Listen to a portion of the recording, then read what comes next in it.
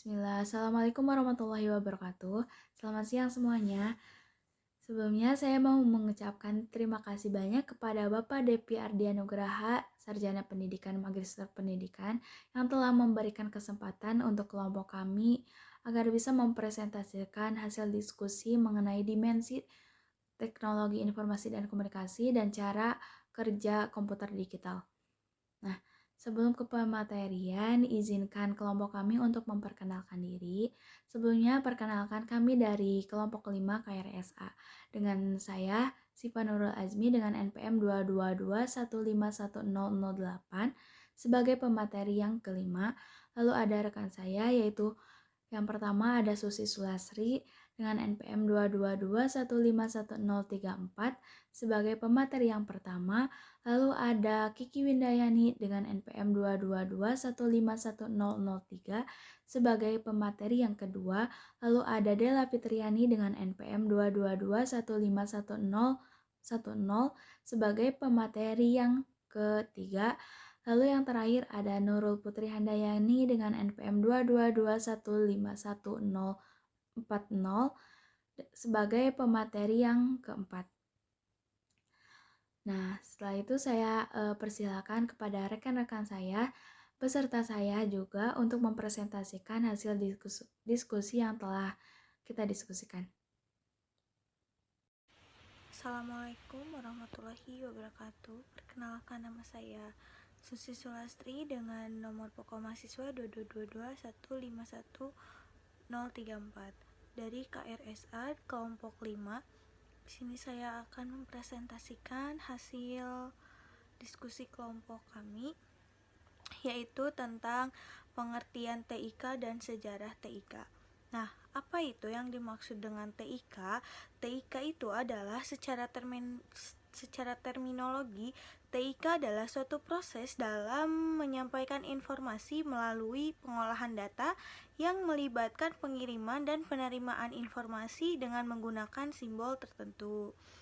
Nah, dalam bahasa Inggris, TIK disebut dengan Information and Communication Technology atau ITC. Nah, teknologi informasi dan komunikasi adalah teknologi yang berhubungan dengan pengambilan, pengumpulan, pengolahan, penyimpanan, penyebaran, dan penyajian informasi.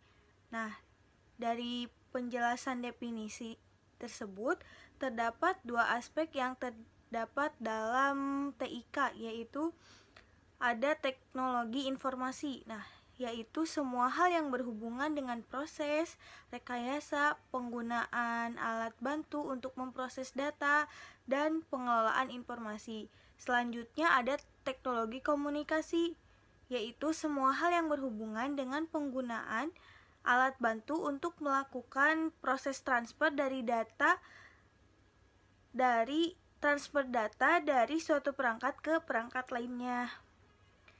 Nah, selain pengertian TIK yang tadi, ada juga pengertian TIK menurut para ahli.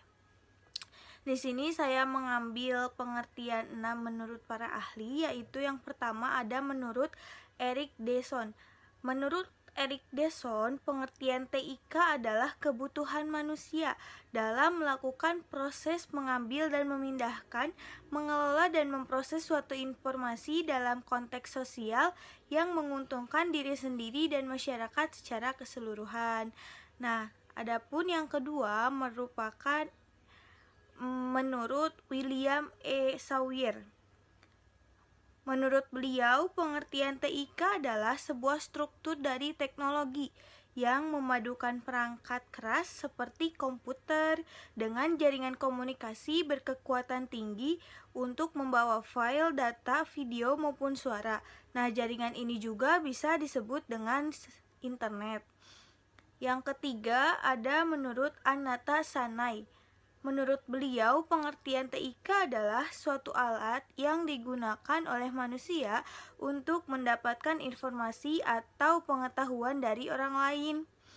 Adapun pengertian TIK menurut Puskurdiknas Indonesia merupakan suatu rangkaian struktur yang saling berkaitan antara satu sama lain.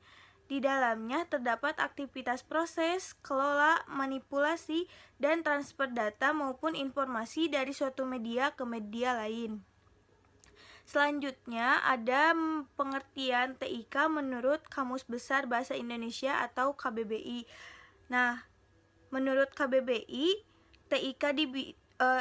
KBBI tidak menjelaskan TIK di bidang teknologi dan informasi, tetapi lebih ke pengertian teknologi informasinya. Menurut KBBI, pengertian teknologi informasi adalah penggunaan teknologi seperti komputer, elektronik, dan telekomunikasi untuk mengolah dan mendistribusikan informasi dalam bentuk digital. Yang terakhir ada menurut Kemendikbud. Menurut Kemendikbud, TIK adalah pendidikan, kebudayaan, riset, dan teknologi adalah teknologi informasi dan komunikasi yang membuat semua teknologi yang akan berhubungan dengan penanganan sebuah informasi. Selanjutnya yaitu ada sejarah singkat mengenai perkembangan TIK.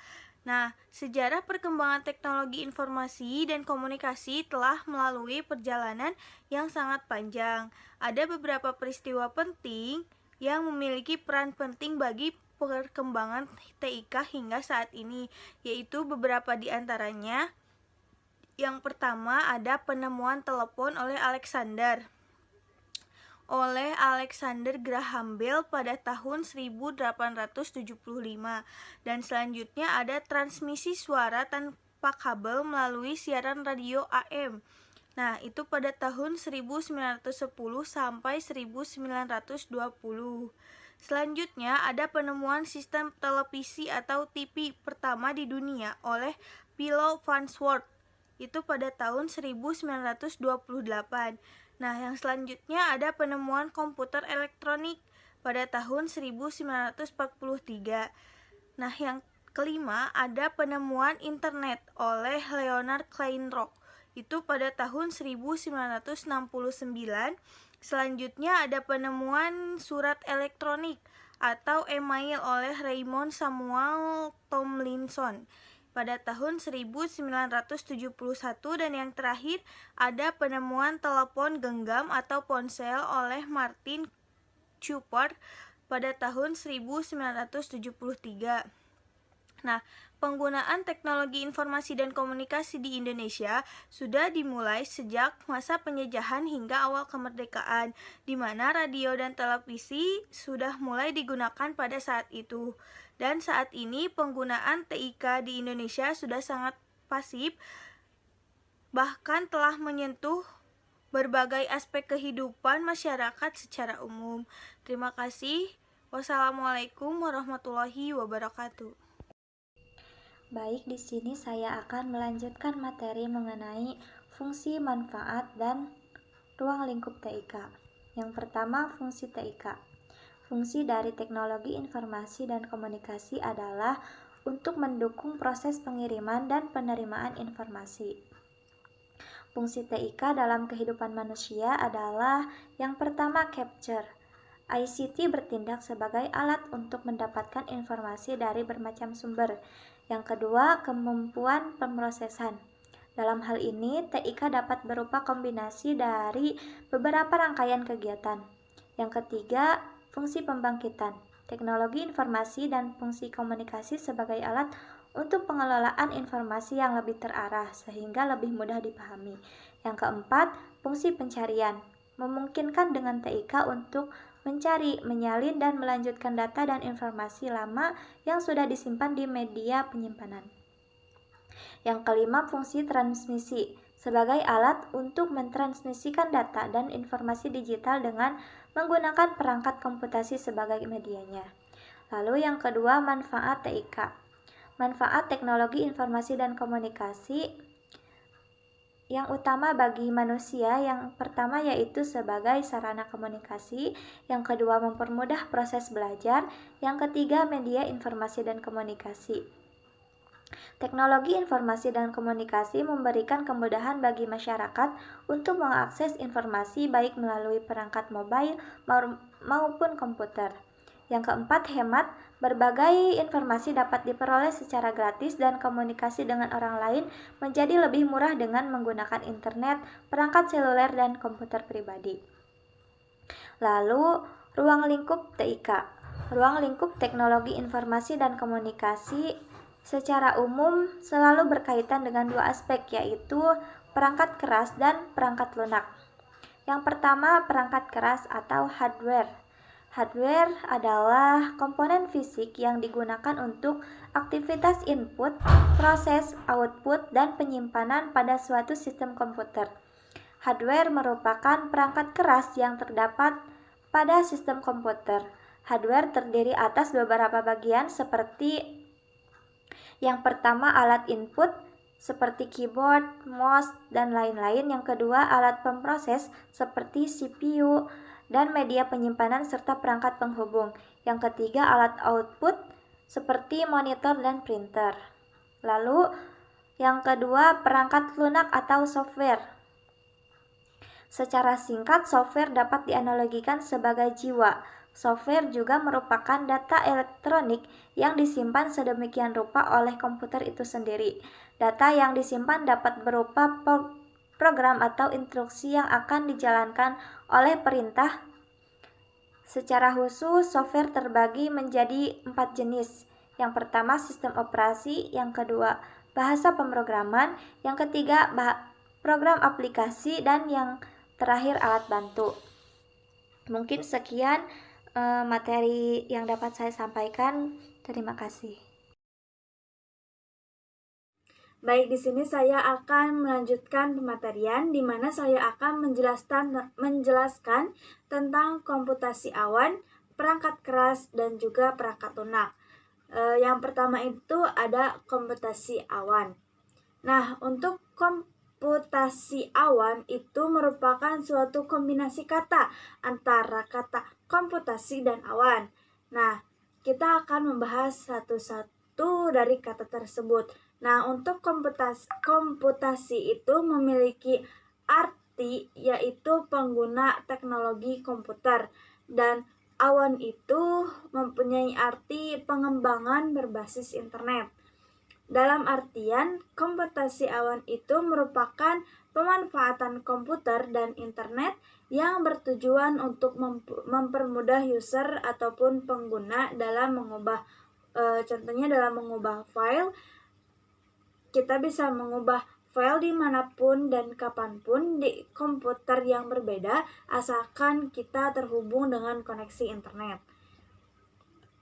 Selanjutnya yaitu ada perangkat keras. Perangkat keras merupakan perangkat atau komponen komputer yang memiliki wujud fisik yang dapat dipegang dan juga dilihat. Nah, perangkat keras itu terdiri dari 4 jenis, yaitu ada perangkat masukan atau input device, ada perangkat keluaran yaitu output device, ada perangkat pemrosesan yaitu processor device, ada juga perangkat penyimpanan yaitu storage device. Nah, untuk perangkat masukan atau input device itu kita bisa ambil contoh seperti keyboard, di mana keyboard tersebut adalah suatu perangkat keras yang bisa dilihat dan dipegang wujudnya, yang nantinya keyboard tersebut mengirimkan data-data yang nantinya akan ditunjukkan di monitor. Nah, untuk monitornya sendiri itu merupakan contoh dari perangkat keluaran ataupun output device, di mana nantinya layar monitor itu akan menampilkan data-data yang kita masukkan melalui perangkat masukan ataupun input device yang tadi kita ambil contoh keyboard tersebut. Nah, ada juga perangkat pemrosesan atau processor device, contohnya yaitu CPU. Dan ada juga perangkat penyimpanan atau storage device, contohnya itu hard disk, di mana hard disk tersebut berfungsi untuk menyimpan file-file dalam jangka waktu yang panjang. Nah, selain perangkat keras, ada juga perangkat lunak. Nah, apa sih perangkat lunak itu? Perangkat lunak merupakan perangkat lunak merupakan data yang disimpan secara digital di dalam komputer, dengan kata lain, bagian sistem komputer yang tidak terwujud. Jika tadi perangkat keras yaitu komponen komputer yang dapat dilihat secara fisiknya, dapat dipegang, dan kalau misalkan perangkat lunak itu suatu sistem komputer yang tidak berwujud. Nah, contoh dari perangkat lunak itu sendiri atau yang sering kita sebut dengan software, yaitu ada Internet Browser. Internet Browser itu seperti Google Chrome atau Google dan sebagainya. Terus ada antivirus, kita biasa taunya itu Smadaf, ataupun terus ada editing software. Nah, untuk editing software itu semua perangkat komputer yang berfokus pada editan, misalkan Canva, CorelDRAW, Adobe Photoshop, dan lain-lainnya. Nah, ada juga communication software. Nah, untuk communication software itu contohnya itu WhatsApp, Instagram, dan semua perangkat atau aplikasi yang bisa kita jadikan untuk berkomunikasi. Seperti itu pemaparan dari saya. Terima kasih. Baik, terima kasih kepada moderator yang telah mempersilahkan saya untuk memaparkan materi. Baik, di sini saya akan menjelaskan mengenai transaksi digital.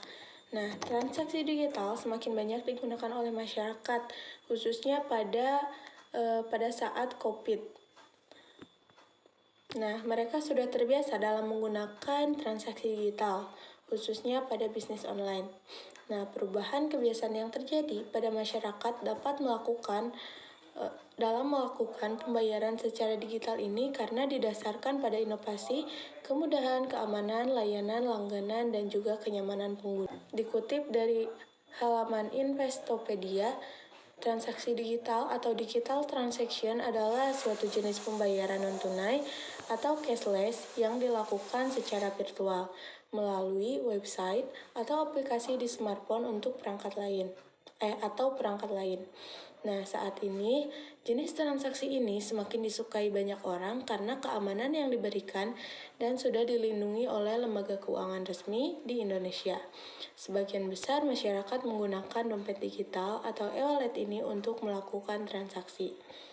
Nah, beberapa e-wallet yang terkenal di Indonesia antara lain adalah GoPay, ShopeePay, Dana, Oppo, News, dan masih banyak lagi. Kemudian di sini ada jenis-jenis transaksi digital.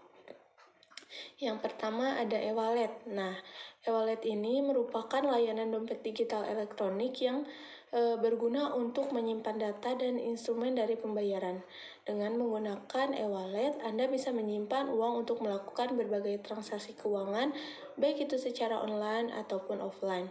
Nah, akhir-akhir ini dompet digital atau e-wallet banyak digunakan oleh masyarakat untuk keperluan membayar pulsa, listrik, tagihan, PDAM, hingga tiket perjalanan.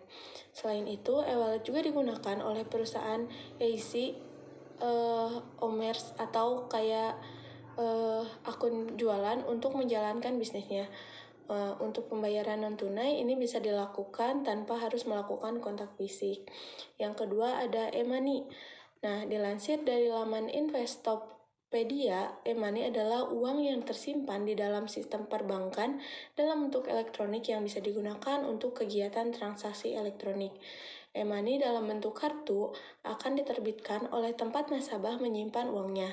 Beberapa contoh e-money yang ada saat ini adalah BRI Briji, BCA Plus, BNI Tapcash, BTN Blink, Mandiri e-money, dan masih banyak lagi. E-money bisa digunakan untuk membayar parkir kendaraan, jalan tol, berbelanja, atau bisa juga digunakan untuk membayar transportasi komuter. Nah, dengan menggunakan e-money, maka kegiatan transaksi digital bisa dilakukan secara praktis karena tidak perlu membawa uang dengan jumlah yang banyak. Tingkat keamanannya juga lebih tinggi.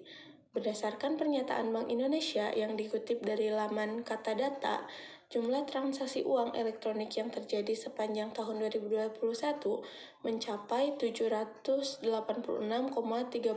triliun rupiah. Nilai tersebut mengalami peningkatan Rp281,39 triliun atau sebesar 55,73% daripada tahun sebelumnya yang hanya Rp504,96 triliun. Kemudian ada mobile banking. Nah, atau bisa disebut juga m-banking adalah layanan bank yang digunakan untuk nasabah agar bisa melakukan transaksi online melalui smartphone. Nah, setiap pengguna sudah tidak lagi harus ke ATM untuk melakukan transaksi seperti transfer, memeriksa saldo, membayar tagihan, atau mengisi dompet digitalnya. Beberapa contoh m-banking yang banyak digunakan oleh masyarakat saat ini adalah BCA Mobile, Lipin by Mandiri, BRI Mo, BNI Mobile Banking, dan lain sebagainya. Kemudian yang keempat ada KRIS, di mana Bank Indonesia menjelaskan bahwasanya KRIS atau Quick Response Code Indonesian Standard adalah gabungan dari beragam jenis QR yang berasal dari berbagai PJSP atau penyelenggara jasa sistem pembayaran dengan memanfaatkan QR Code. Nah, KRIS dibuat oleh industri sistem pembayaran bersama dengan Bank Indonesia agar kegiatan transaksi dengan R-Code bisa dilakukan secara aman, cepat, dan juga mudah. Kemudian materi selanjutnya yaitu manfaat transaksi digital untuk bisnis. Yang pertama tentu saja praktis, karena kegiatan transaksi bisa dilakukan dengan hanya membawa kartu atau smartphone. Tidak perlu lagi membawa uang tunai, terlebih lagi bila memang harus menggunakan nominal transaksi yang besar. Kemudian aman, karena sudah tidak lagi harus membawa uang tunai, maka keamanan dari resiko pencurian pun kecil. Transaksi yang dilakukan secara digital juga telah diawasi oleh lembaga keuangan negara. Kemudian hemat waktu. Nah, transaksi yang dilakukan secara digital mampu menghemat waktu dalam menghitung jumlah uang yang harus dibayar. Penerima pembayaran atau bisnis juga tidak lagi harus berpusing dalam mencari uang receh kembalian. Kemudian fleksibel. Nah, dengan menggunakan transaksi digital, maka Anda bisa melakukan kegiatan transaksi di mana saja dan kapan saja. Nah, transaksi digital akan selalu sedia selama 24 jam tanpa hari libur. Kemudian, yang terakhir itu banyak promo menarik. Nah, harus kita ketahui bahwasanya transaksi yang dilakukan secara digital memang sangat menggiurkan dan terdapat banyak sekali promo yang diberikan. Contohnya, seperti bisa membeli makanan lewat pesan antar yang lebih murah bila menggunakan e-wallet. Ditambah lagi biasanya juga terdapat program cashback untuk para penggunanya. Kemudian materi selanjutnya yaitu mengenai data digital. Nah, apa sih data digital? Nah, data digital adalah representasi informasi elektronik dalam format atau bahasa yang dapat dibaca dan dipahami oleh mesin. Dalam istilah yang lebih teknis, data digital adalah format informasi biner yang diubah menjadi format digital yang dapat dibaca mesin. Kekuatan data digital adalah input analog, apapun melalui dokumen teks yang sangat sederhana. Hingga hasil pengurutan genom dapat direpresentasikan dengan sistem biner. Kemudian, apa sih itu penyimpanan data digital? Nah, penyimpanan data digital terkadang disebut sebagai DDS, adalah format untuk menyimpan dan membuat cadangan informasi digital pada tape menggunakan tape audio digital atau teknologi DAT. File tidak dapat disimpan dari komputer ke penyimpanan data digital. Sebaliknya, perangkat lunak khusus yaitu sistem manajemen tape menyimpan dan mengambil informasi pada tape drive penyimpanan data digital. Kemudian ada 4 jenis tape drive penyimpanan digital. Nah, yang pertama ada DD1.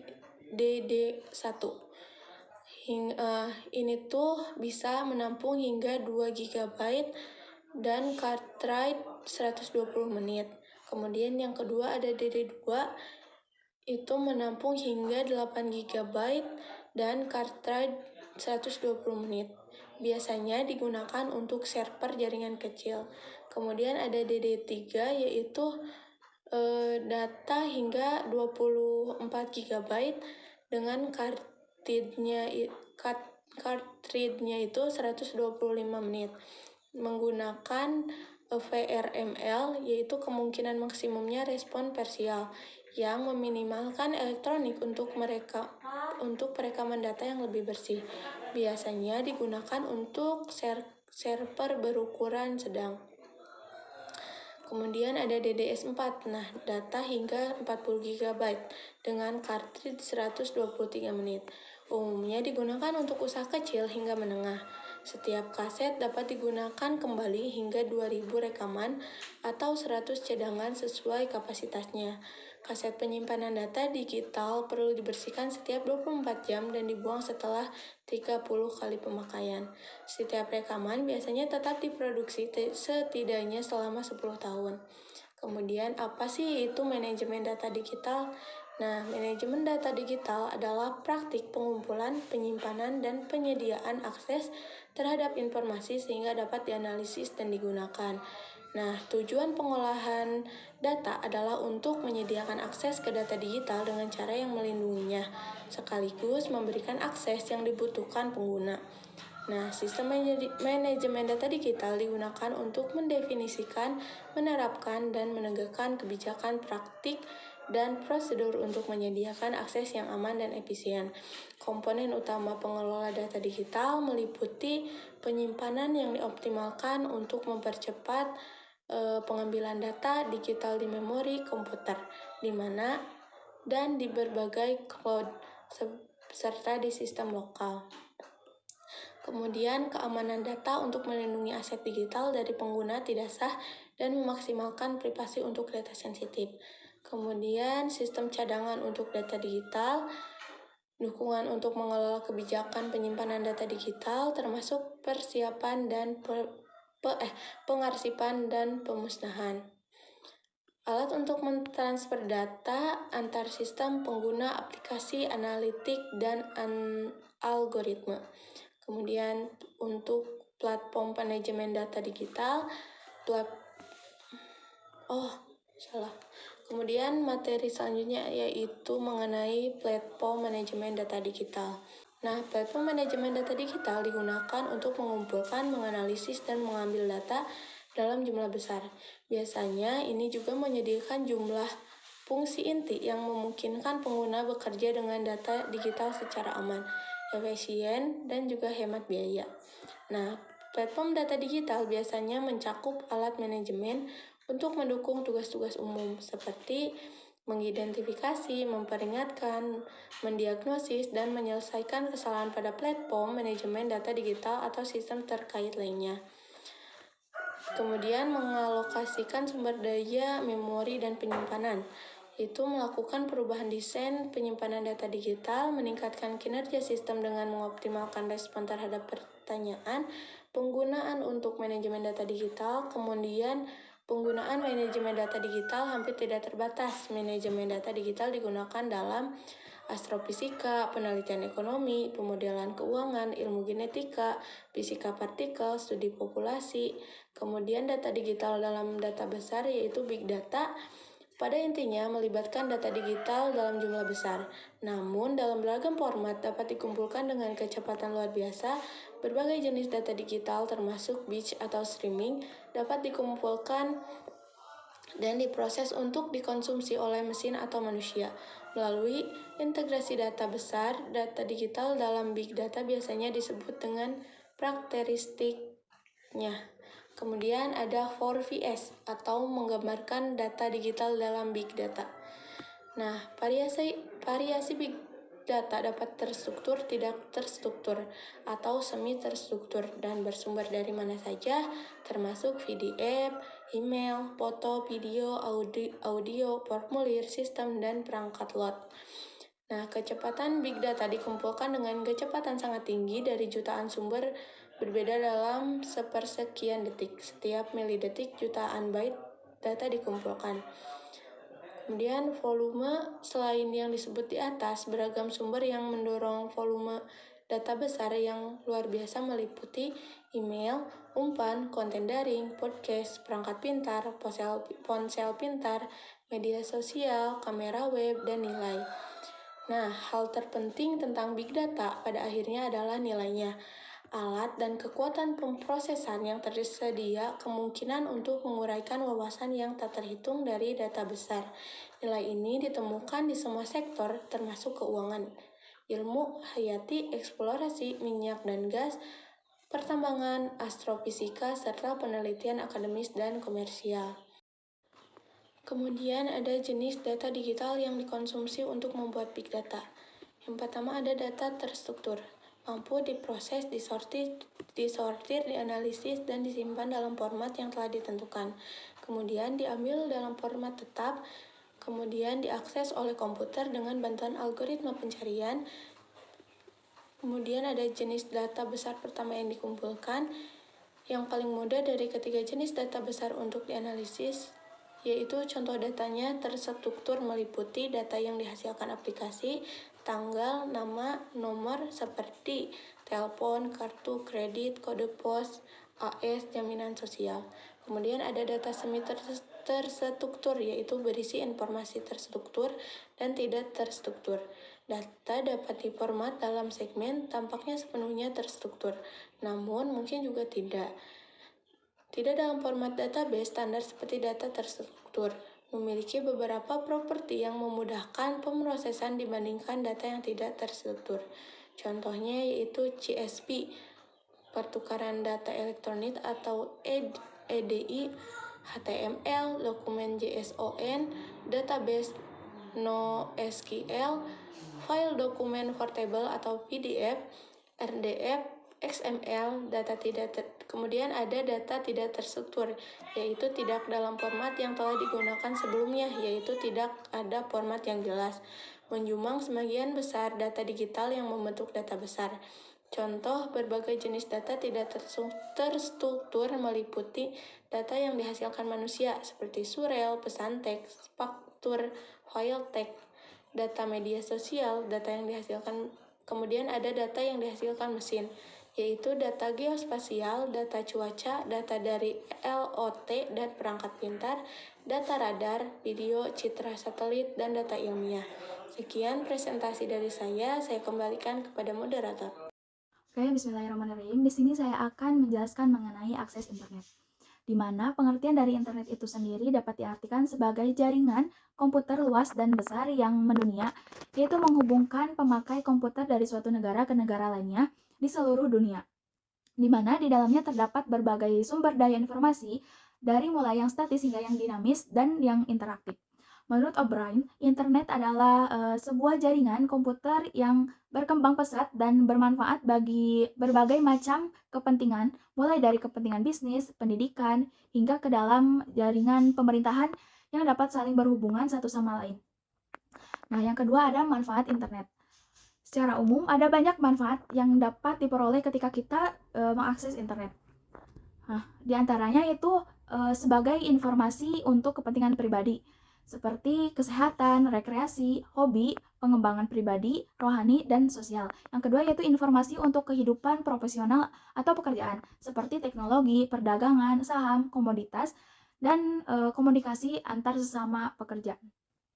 Yang satu hal yang paling penting dan yang paling menarik ialah keanggotaan internet tidak mengenal batas negara, ras, kelas, ekonomi, ideologi, atau faktor-faktor lain yang dapat menghambat pertukaran pemikiran. Internet adalah suatu komunitas dunia yang sifatnya sangat demokratis serta memiliki kode etik yang dihormati oleh segenap anggotanya. Manfaat internet terutama diperoleh melalui kerjasama antar pribadi atau kelompok tanpa mengenal batas jarak dan waktu. Untuk lebih meningkatkan kualitas sumber daya manusia di Indonesia, sudah waktunya para profesional menggunakan internet. Nah, poin yang ketiga yaitu peralatan yang dibutuhkan untuk berhubungan dengan internet, diantaranya yang pertama ada komputer. Dengan syarat komputer minimum itu adalah IBM PC atau kompatibelnya dengan prosesor 486 dengan RAM 16 MB dan tersedianya hard disk serta menggunakan operating system Microsoft Windows 3.1. Yang kedua yaitu ada modem. Telepon mengeluarkan sinyal analog, sedangkan CPU komputer menghasilkan sinyal digital. Agar saluran telepon yang bisa digunakan untuk mengirim dan menerima sinyal digital. Diperlukan peralatan yang disebut dengan modem. Modem berfungsi untuk merubah sinyal digital menjadi sinyal analog dan sebaliknya. Standar minimal modem yang diperlukan adalah 14,4 kbps. Nah, komputer kini banyak melengkapi dirinya dengan internal modem. Artinya, modem tersebut sudah merupakan satu bagian dari komputer itu sendiri. Dengan adanya internal modem ini, pemakai komputer tidak lagi perlu menggunakan modem tambahan untuk keperluan internetnya. Yang ketiga yaitu ada saluran telepon. Nah, saluran telepon berfungsi untuk menyalurkan data yang telah diubah oleh modem dalam bentuk sinyal analog. Nah, dengan adanya saluran ini, pada akhirnya komputer dapat mengirim ataupun menerima data dari komputer lainnya. Nah, yang keempat ada provider. Pemakai internet harus menjadi anggota dari salah satu provider yang ada. Provider merupakan sebuah perusahaan pelayanan internet yang dapat menghubungkan komputer dengan internet. Beberapa perusahaan yang bergerak di bidang provider diantaranya itu adalah Idola, Antaranet, Indosatnet, dan Visonet. Nah, poin yang kelima yaitu ada aplikasi internet. Jaringan internet yang dapat menyediakan berbagai aplikasi yang bisa digunakan oleh pemakai internet. Yang pertama yaitu ada email atau electronic email, yaitu fasilitas internet yang memungkinkan seseorang mengirim dan menerima surat yang ditransmisikan secara elektronik. Email itu sangat populer karena mempunyai banyak kelebihan. Di antaranya itu surat yang dikirim lewat email akan dikirim dengan proses waktu yang relatif lebih cepat dibandingkan lewat dengan manual. Lalu tidak ada biaya pengiriman tambahan selain biaya penggunaan internetnya.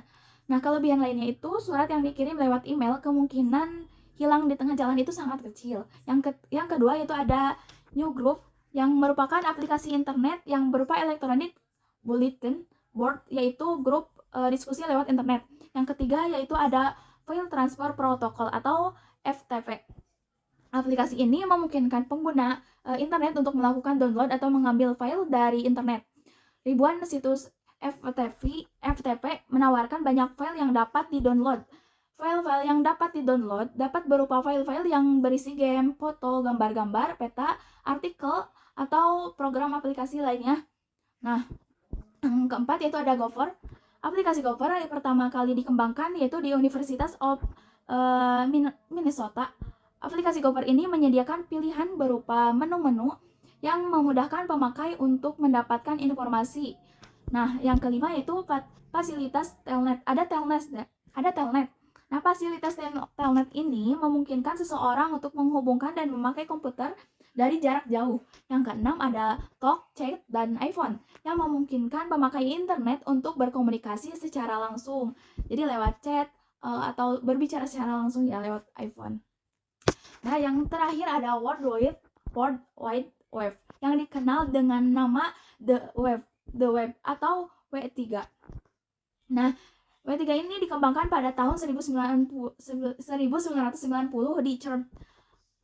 Nah, yang ada di Swiss. Pada web ada yang disebut dengan browser, di mana browser ini akan melakukan komunikasi dengan server penyedia informasi menggunakan protokol yang standar, yaitu Hypertext Transfer Protocol atau HTTP.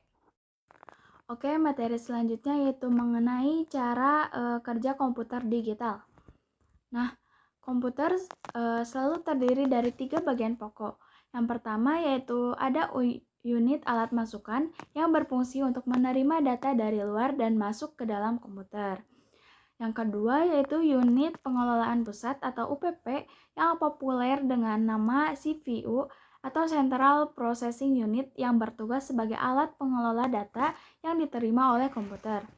Perlu diketahui ya bahwa UPP itu terdiri dari 3 jenis komponen, yaitu ada memori, prosesor, dan unit perhitungan dan penalaran. Yang ketiga yaitu ada unit keluaran yang bertugas untuk mencetak hasil olahan yang diperoleh sehingga dapat dimengerti oleh manusia. Nah, komputer adalah alat elektronik yang bekerja dengan menggunakan sinyal-sinyal elektronik. Dan sinyal elektronik yang dipakai hanya mempunyai 2 kondisi, yaitu kondisi ada sinyal elektronik yang diberi sandi 1 dan kondisi tidak ada sinyal elektronik yang diberi dengan sandi 0. Oleh karena itu, maka UPP yang menjadi otak pemikir komputer hanya mengerti dua macam sandi, yaitu 1 dan 0. Jadi perintah yang kita berikan kepada komputer supaya dapat diproses oleh UPP haruslah diwujudkan ke dalam dua simbol, yaitu 1 simbol ada sinyal dan 0 simbol tak ada sinyal. Semua perintah kepada komputer yang berwujud simbol 1 dan 0 disebut dengan bahasa mesin atau machine language, yaitu bahasa yang dapat dimengerti oleh UPP dan bisa dilaksanakan.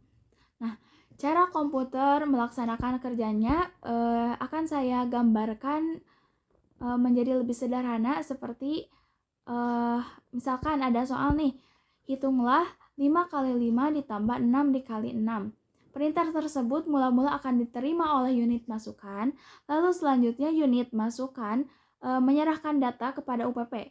Tentu saja ya, perintah tersebut sudah diterjemahkan ke dalam bahasa mesin oleh komputer. Selanjutnya UPP akan menganalisis perintah yang diterima dan berusaha memahami apa yang harus dilakukannya. Oleh karena itu ada dua proses, yaitu perkalian 5 dikali 5 dan 6 dikali 6. Dan satu tambahan yaitu pertambahan dari dua hasil perkalian tersebut. Maka UPP mengerti bahwa 5 dikali 5 harus diproses terlebih dahulu. Maka 5 dikali 5 akan dikirim ke unit perhitungan dan penalaran. Serta sisanya yaitu ditambah 6 dikali 6. Nah, itu akan disimpan di dalam memori. Nah, di dalam memori bilangannya disimpan lengkap dengan segala tanda-tandanya. Selanjutnya, unit perhitungan dan penalaran akan memproses sesuai perintah dan jawabannya yaitu 25 diserahkan kembali kepada prosesor yang bertindak sebagai koordinator pemrosesan.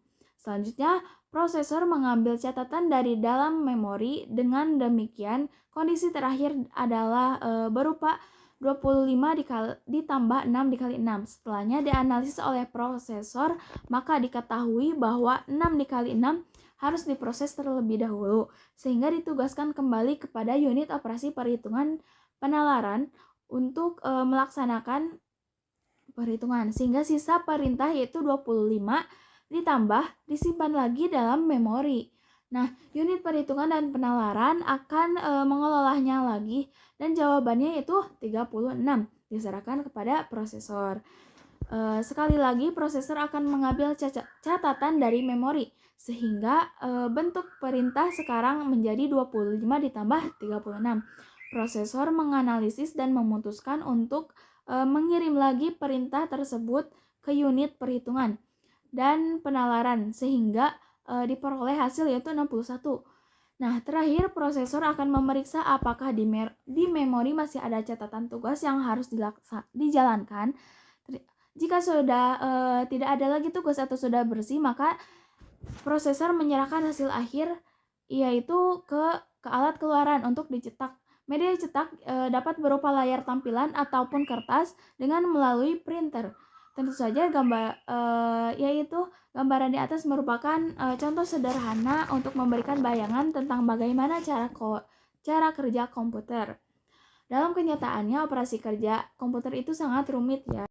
Nah, pada intinya cara kerja komputer itu terdapat unit masukan yang ketika ada perintah ataupun ada perintah akan dimasukkan pada unit masukan lalu akan diproses di prosesor yang apabila diproses maka akan menggunakan unit perhitungan dan penalaran.